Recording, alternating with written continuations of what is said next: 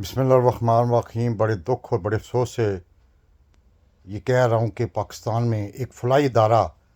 جو کہ 20-30 سال سے چل رہا ہے، لیکن عمران کی دشمنی میں آج اسلام آباد میں ایک فنکشن تھا فنڈ ریزنگ کا، اس کا NOC نگران حکومت جو کہ نگرانی کرنے کے لیے آئی ہوئی ہے۔ آپ اندازہ لگائیں کہ نگران حکومت نے وہ NOC کینسل کر دیا ہے، اور اب یہ ثابت ہو گیا ہے کہ پاکستان میں عمران کی دشمنی میں وہ فلاحی کام جس پہ ہزاروں لوگوں کو فائدہ پہنچ رہا ہے، جس میں پوری دنیا میں یہ کینسر اسپتال ایک نمبر سٹینڈرڈ کا معیار رکھتا ہے، اس کی فنڈ ریزنگ آج اسلام آباد میں ہونی تھی، اس کو کہ NOC کینسل کر دیا گیا۔ دوسری سب سے بڑی بات ہے، ابھی میں سن رہا تھا کہ امیر نیازی صاحب انہوں نے کہا کہ نواز شریف کو باقاعدہ طور پر اس کی پارٹی کو انپوز کرانے کے لیے یہ سارا ڈرامہ کیا گیا تھا کہ پکڑ دکڑ، تصدیق کنندہ کو پکڑنا، ان کے گھروں کو چھاپے مارنا۔ انہوں نے کہا ابھی بھی ہمارے جو ہے نا، ہمیں کوئی پتہ نہیں کہ ہمارے کاغذ انہوں نے منظور کیے یا نہیں کیے۔ وہ ریٹرننگ آفیسر نواز شریف کے تو کاغذ منظور کر چکا ہے، اس کی پارٹی کے تو منظور کر چکا ہے، لیکن PTI کے لیے یہ کہا جا رہا ہے کہ وہ 30 دسمبر صبح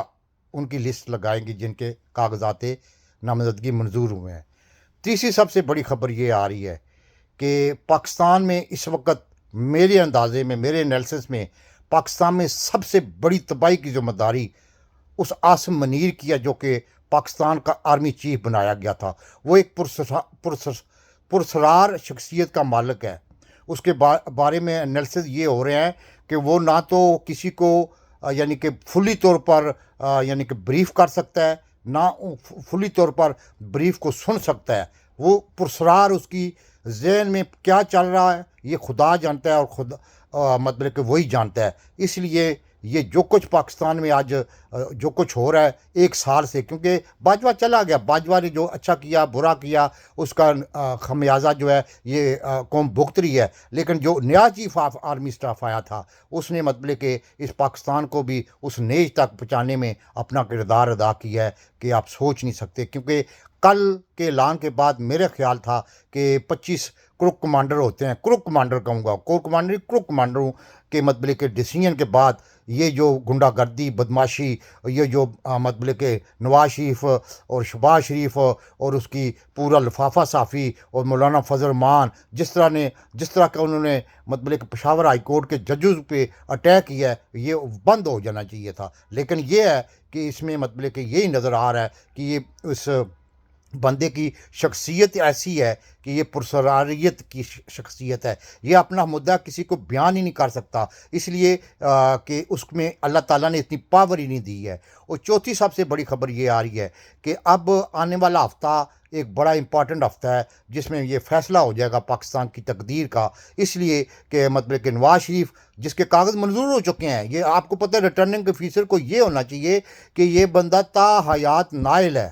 اس کے باوجود بھی اس کے کاغذات نامزدگی مسترد نہیں کیے گئے۔ ابھی وہ کیس یعنی کہ سپریم کورٹ آف پاکستان میں لگا ہوا ہے۔ قاضی فیض عیسیٰ جو کہ 2-3 دن اس کی چھٹیاں رہتی تھی، اس کو مطلب بلا کے تو یہ اب 2 جنوری کو یہ کیس سنا جائے گا، اور اس کا دوسرا یعنی کہ الیکشن کمیشن کا بھی کیس لگا ہوا ہے 2 جنوری کو۔ آپ اندازہ لگا سکتے ہیں کہ پاکستان کی دنیا کی تاریخ میں جو نگران حکومت ہوتی ہے، الیکشن کمیشنر ہوتا ہے، وہ نیوٹرل ہوتا ہے۔ یہ واحد الیکشن کمیشن آف پاکستان ہے جس نے ایک جج کے فیصلے کو باقاعدہ طور پر چیلنج دوبارہ کر دیا ہے۔ اس سے آپ اندازہ لگا سکتے ہیں کہ پاکستان میں اگر خدا نہ خواستہ میرے منہ میں خاک، اگر اس طرح کے الیکشن، جس طرح کی پری پول ریگنگ پہلے 2 سال سے جاری تھی، اگر وہی مطلب کہ سلسلہ جاری رکھ کے اگر فری اینڈ فری الیکشن نہ پاکستان کو دیا گیا، تو جس طرح آج عاصم منیر نے ایک زراعت کی مطلب کہ تقریب ہو رہی تھی، اس میں کہا جی سوشل میڈیا جو ہے وہ مطلب پاکستان کو انتشار کی طرف لے جا رہا ہے۔ وہ بیوقوف آدمی، تو خود اس ملک کو انتشار کی طرف لے جا رہا ہے، کھل کے آ تقریر کار مطلب کہ میں پاکستان کو پٹری پر لانے کے لیے سب پارٹیوں کو، سب سیاستدانوں کو اس ملک میں فیئر فری الیکشن دوں گا۔ آپ یہ چیز کر کے جو دیکھیں تو عوام کا رد عمل کیا آئے گا. آپ نے جو تقریر کی ہے اس کے بعد جو مطلب کہ ٹویٹر پہ، فیس بک پہ، سوشل میڈیا پہ رد عمل آ رہا ہے، وہ آپ خود دیکھ سکتے ہیں کہ آپ کی یعنی کہ جو پرسراریت ہے وہ اس ملک کو یعنی کہ خطرناک حد تک لے جا رہی ہے. اگر اس ملک میں گور خان بڑا برسٹر ہے، بڑا اچھا مطلب چیئرمین بنایا گیا ہے پی ٹی آئی کا، اس کے آپ آج پریس کانفرنس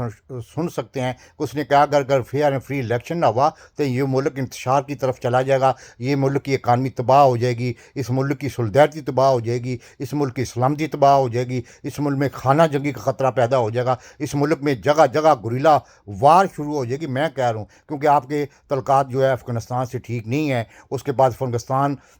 پیدا جو کھیل آپ مطلب لے کے بلوچستان کو لادہ کروانے کے لیے کھیل رہے ہیں وہ بھی آن دی ریکارڈ نظر آ رہا ہے. تو اس لیے پاکستان کو بچانے کی فکر کریں، یہ پرسرائیت ختم کریں. عاصم منیر صاحب خدا کے لیے اس ملک پہ رحم کریں، اور جو گنڈے بدماش جو رجیم چینج کے ان کو تبدیل کریں، اپنی پاور دکھائیں، ورنہ یہ ملک ڈوب رہا ہے اور مزید ڈوب جائے گا. جب لوگوں کو پاس کھانے کے لیے نہیں ہوگا تو لوگ میروں پہ مطلب چڑھ دوڑیں گے. سری لنکا ایک طرف، بہت برے حالات ہو جائیں گے. پاکستان زندہ باد.